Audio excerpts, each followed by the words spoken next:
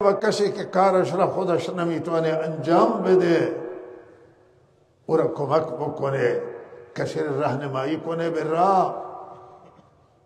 کسی بلد نیست توی شهر، بیگانه آشنایی نداره، برای آدرس سرگردانه او را ببره برسانه و راهنمایی بکند.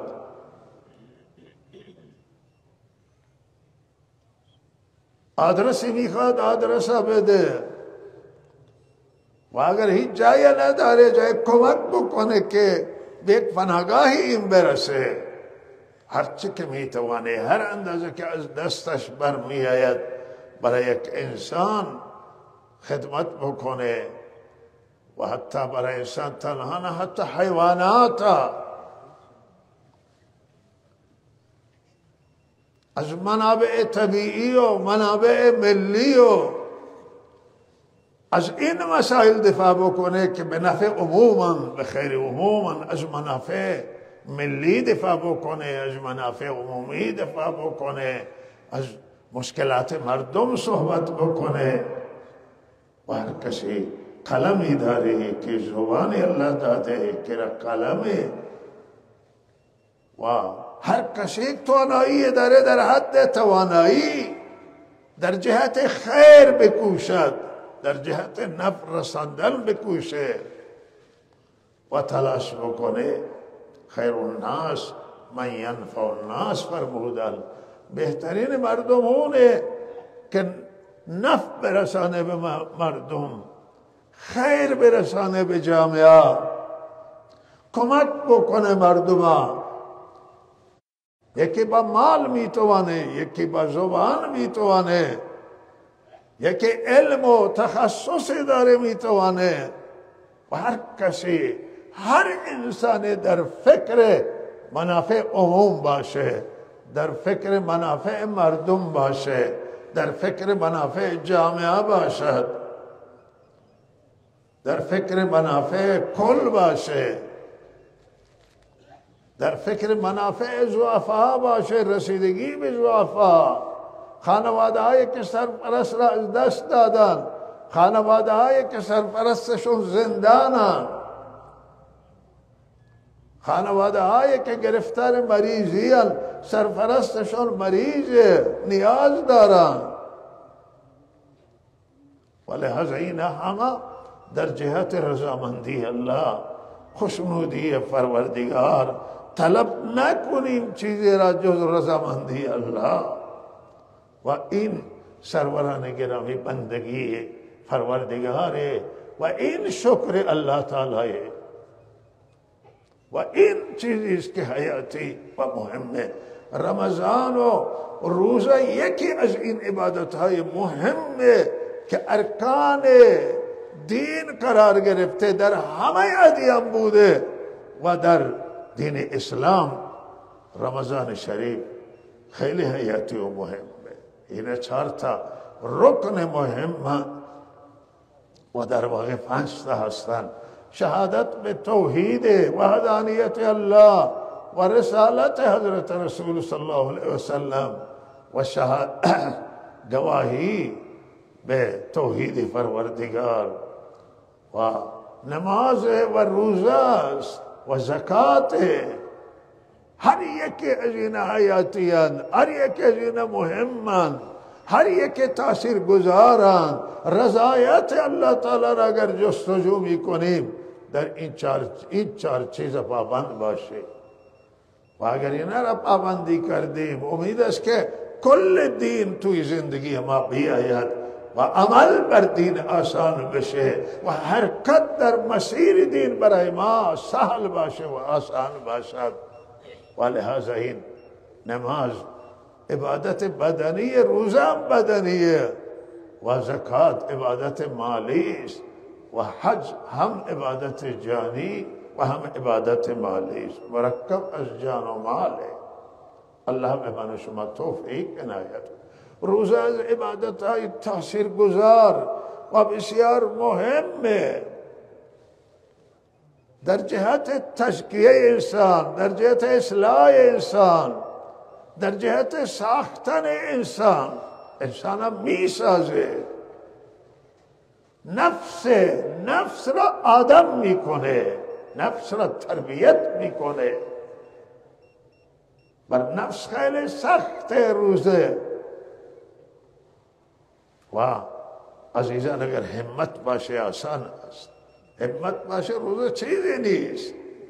الان ببینید توی زندان ها بعض 70 روز اعتصاب میکنه، غذا نمیخورن. چیز خیلی تعجب میکنه. ما که وقتی آقا عید فطر می آید نزدیک افطار، چقدر مردم خوشحالن، ما خوشحالیم. افطار روز می آید وقتی غروب، همه خوشحالن، سر سفره نشستن. و ما میگی که روزه امروز تمام شد، آقا روزه ماه رمضان تمام شد. و ماشاءالله این که بعضی علمتند که بالاخره از خود میگذرن و یا مشکلات خاصی دارن و لحظه دست به کار میزنند. یعنی همت هم میگن که چند از 2 ماه این غذا نمیخوره و لحظه الان 1 ماه الله تعالی برای ما گذاشت. 1 ماه شب بخور و چه قد این تاثیر داره که به این روز سیاه رسید شیطان و مورد لعنت و غضب خدا قرار گرفت. تکبر، منیت و ادعای خدایی که بازی میکنم، بازی که این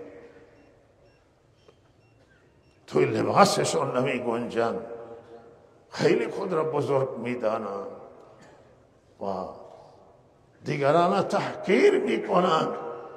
این منیت، این خودخواهی، این خودپسندی، این تکبر دشمنش روزه هست.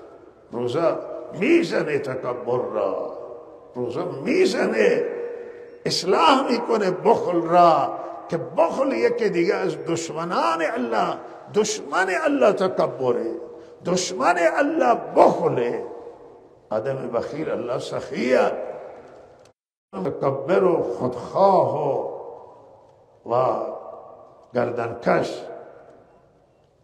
دوست دارم بنده را، دوست دارم بندگی را، دوست دارم که بندگان بنده باشن، متواضع باشن، هرچه دارن امرا از الله بدانن. هرچه آبا و اجداد من و شما داشته، همه این مال الله تعالی از الله، مال ما چیزی نیست. آبا و اجداد چیزی نداشتن، هرچه داشتن همه از پروردگار ذاتی نبوده، مال ما هم ذاتی نیست. حکومت هرچه دارن، حاکم هرچه داره از الله داره، ذاتی نیست، دائمی هم نیست، مال همیشه نیست، مال الله تعالی.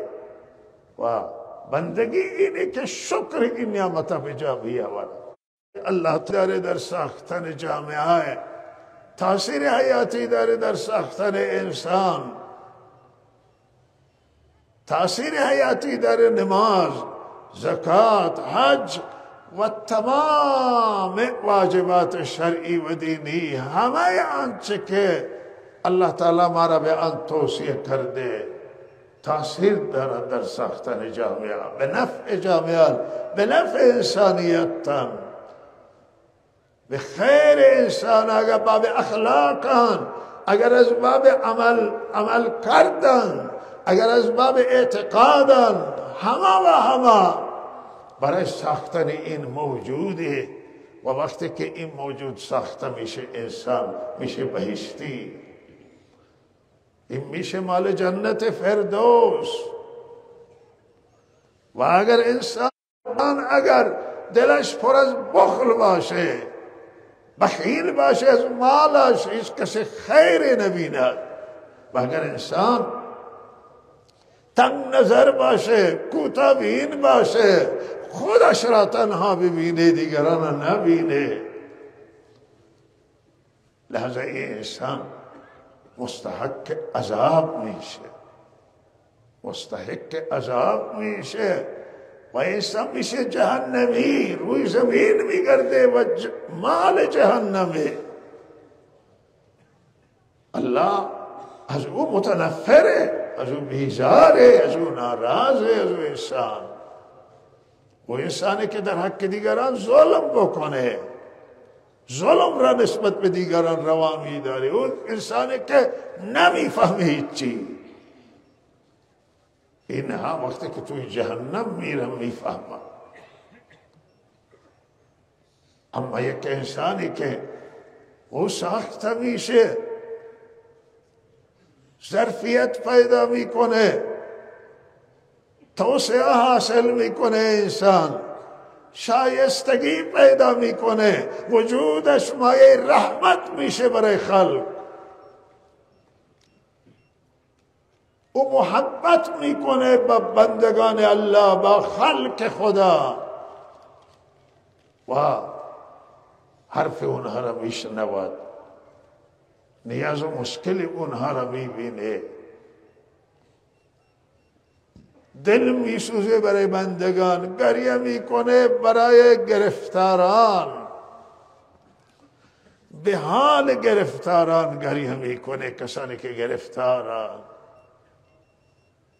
به حال مریضان گریه میکنه، به حال اسیران، به حال سرکشی بشر، تمرد بشر بر خلق ضعیف الله تعالی با سلاح‌های مدرن و پیشرفته و مخرب میکوبن بندگان خدا را و فکر نمیکنن که زیر این سلاح‌ها چه کسانی دارن میسوزن، چه کسانی دارن متلاشی میشه زندگیشون، زندگی مادیشون، زندگی جسمانیشون، خانوادگیشون، چه اطفال و اولاد زیر این بمها و موشکهای مخرب تکه تکه میشند و میسوزند. او متکبر و جبار فکر نمی کنه که بالاخره اینا هم انسانن، اینا هم بشرن، اینا زندن.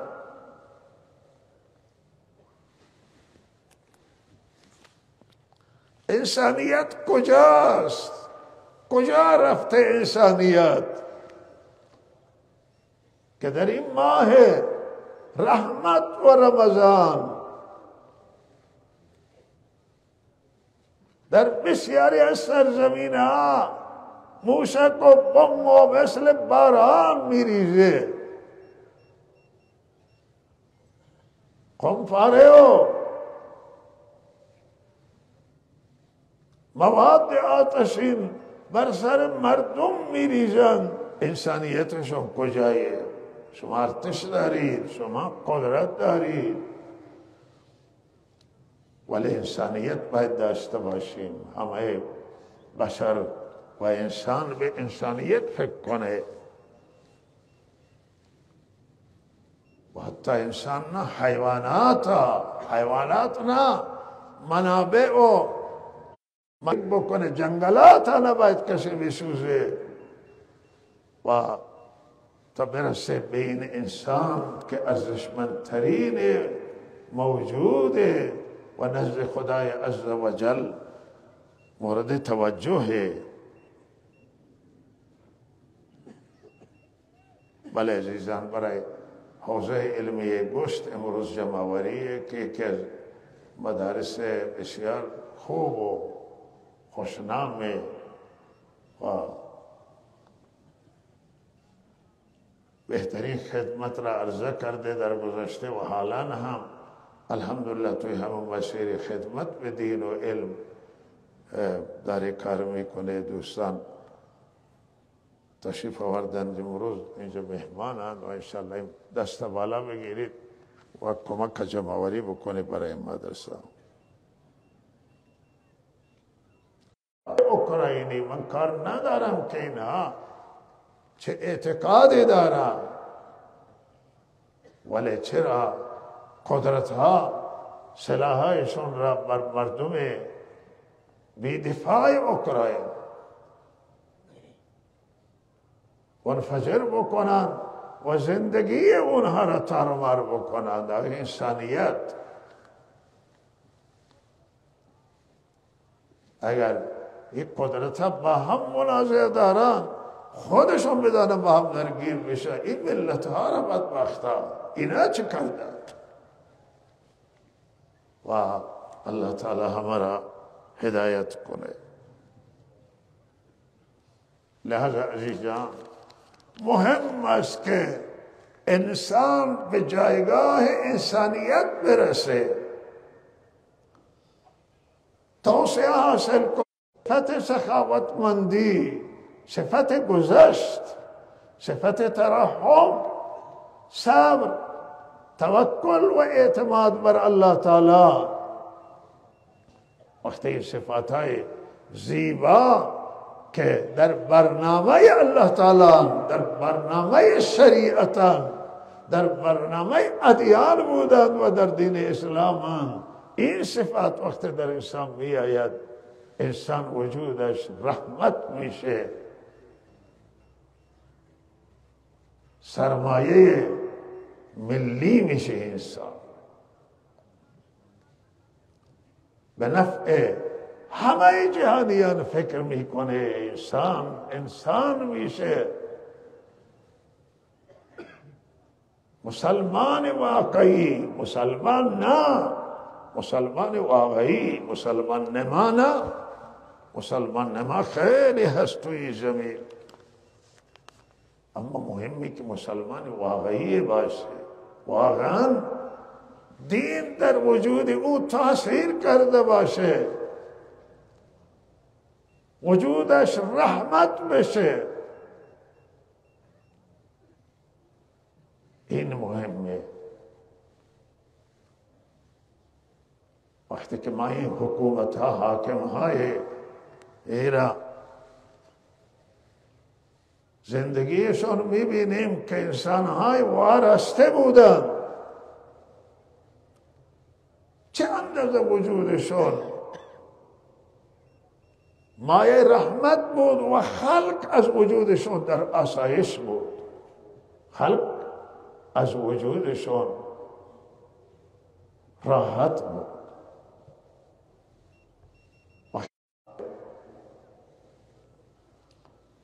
خلفای راشدین کلا سیدنا علی رضی الله تعالی عنه، بقیه بزرگان، عمر بن عبدالعزیز در زمان خلافت بنی امیه یکی از خلفای بنی امیه، واقعا انسان شایسته و لایق اگر بود عمر بن عبدالعزیز بود.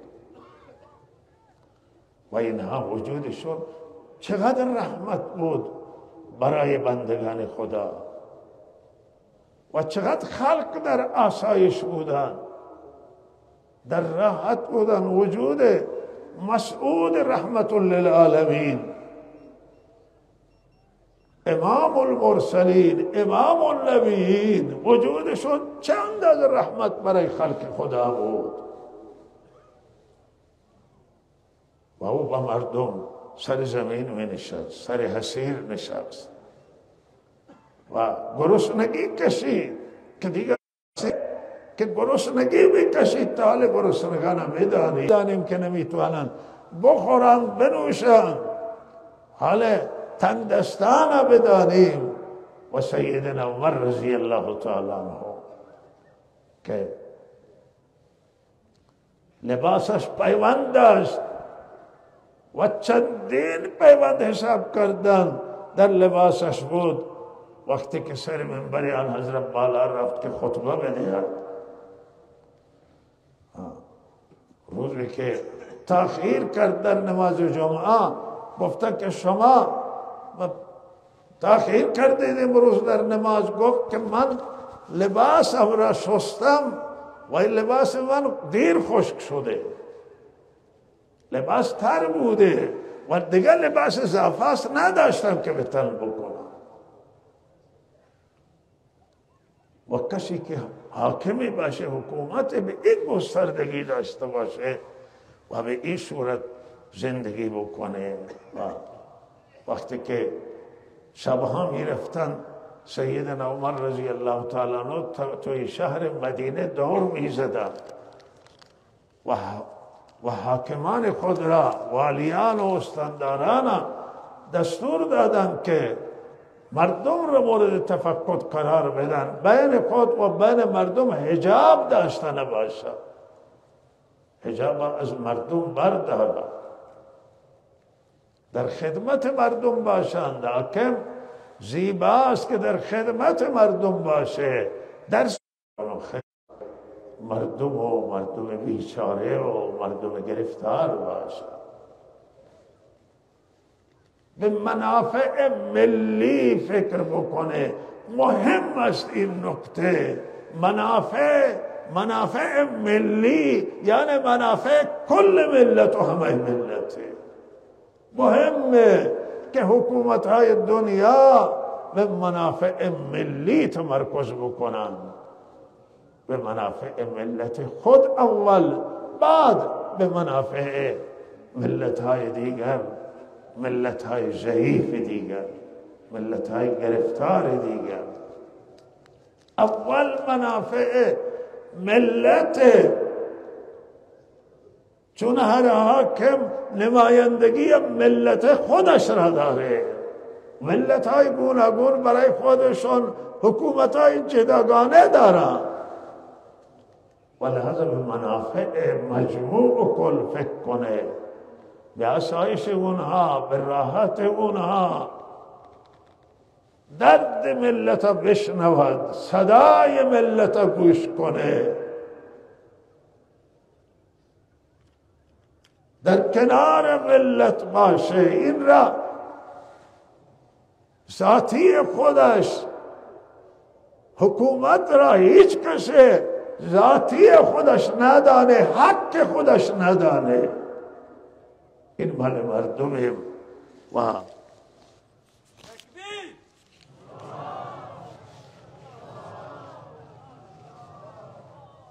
از جانب مردم الله تعالی داده و مردم را سبب کرده است که داده است. لذا برای مردم کار بکنه. تمام غم و هم برای عموم اقوام، برای همه مذاهب، همه بشنود، به منافع همه فکر بکنه و رنج مردم و زحمت مردم، خواب را از چشم حاکم، از چشم کسی که بزرگتری و در راز قرار گرفته است ببره و دل بسوزه. او زمانی هست که رضایت الله از حاکم حاصل میشه. حاکم مدینه داشته، منابع خیلی کم داره بالقوه، ولی منابعی که فعلا مورد استفاده باشه نیست. ولی به هر حال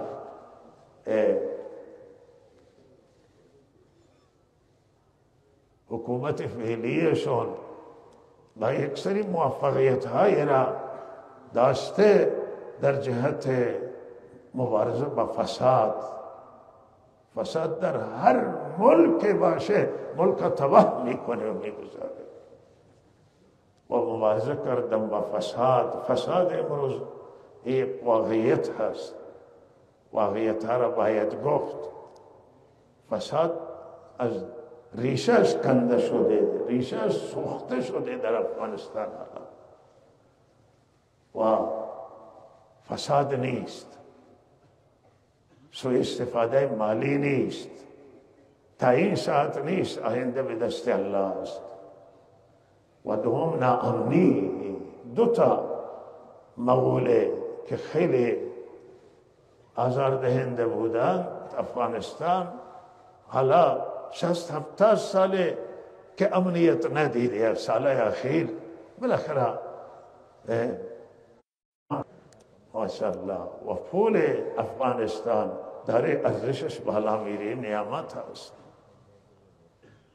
اونچه که واقعیت داره باید گفت، زعفر هم باید گفت.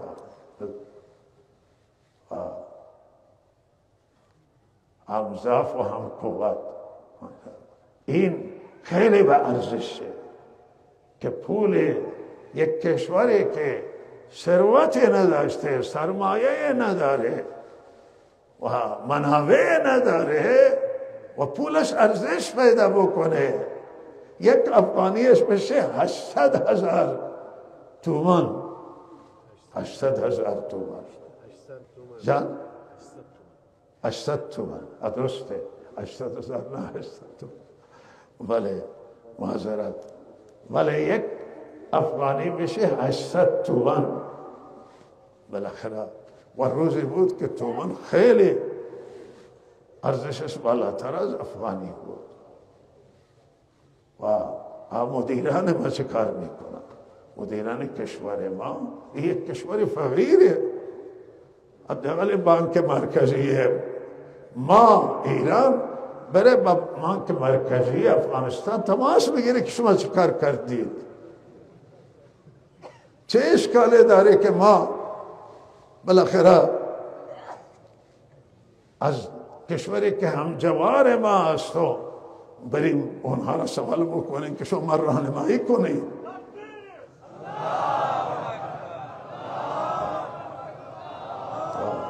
های پول ما میره رها شده و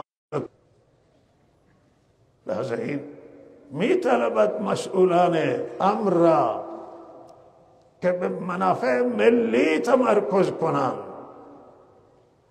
حرف مردم گوش کنند حال و وضعیت روستاییان و بیکاران و کسانی که مشغله و کاری ندارن حال همه ملت ببینن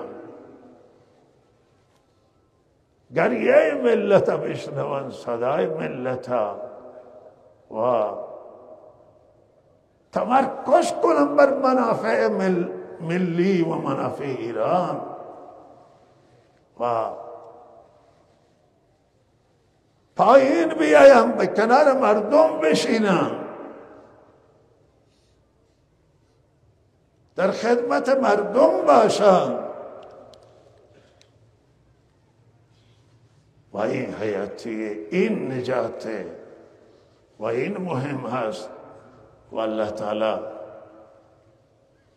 همه را هدایت کنه به راه درست و راه راست و لحاظ اعتقاد ما آنه که زندانی سیاسی نباید در کشور و مملکتی هیچ مملکتی هیچ دنیای نباشه و حرف زندانی انسانهای سیاسی حرف داره حرفشون بشنوی صحبت بکنیم با کسی که صحبتی داره حرف خوبش را بگیریم و زندانی های سیاسی را رها کنید تکبیر و به حال ملت خودتون به حال ملت ایران که یکی از ملت های نجیبه و یکی از ملت بهترین ملت هست ملت صبوره ملت بردوباره به حال این ملت به حال زنانشون به حال جوانانشون به حال همه طیفه فکر کنیم و چه داره که من هم بنده از مردم ایران تشکر کنم و امروز خصوصا از مردم تهران به خاطر همدردیشون با سیلزدگان جنوب کشور جنوب استان دشتیاری که با کمک های مردمی و همدردی در کنار این مردم قرار گرفتند و غم و اندوه این ضایع نمی کنه و ما امیدواریم که الله تعالی ملت عزت و سربلندی عنایت کند و الله از منافع این ملت و از حقوق این ملت الله دفاع می کند و آخری توصیه بندان است خدمت شما عزیزان که ایام نوروز هستند نوروز و نوی را برای سال نو را در سال نو سعادت و سربلندی را برای همه ملت ایران برای همه مردم ایران آرزو می کنم و همه ملت های دنیا توصیه میکنم همه شما را عزیزان را که مردم میآیند این بالاخره سفر میکنم به استان سیستان و بلوچستان و مهمان من و شما هستم. خیلی اکرام کنید اینها را، خیلی محبت کنید با این مردم. مغازه‌داران، کسبه، بازاریان، تاکسیرانان و تمام کسانی که اتوبوس داران، همه کسانی که با این مسافرین سر و کار دارن، مسافران با اونها، صاحبان هتل و مسافرخانه و به هر حال کل مردم بلوچستان و سیستان، توصیه بنده آن است که با این مهمانانتون بسیار با حرمت رفتار کنید و احترام کنید و ارزش قائل باشید برای این مردم و الله تعالی به همه توفیق کند. الله دوست داره خصلت مهمانداری را و از انسانهای مهمان نواز الله تعالی دوست داره، سخاوتمند دوست داره.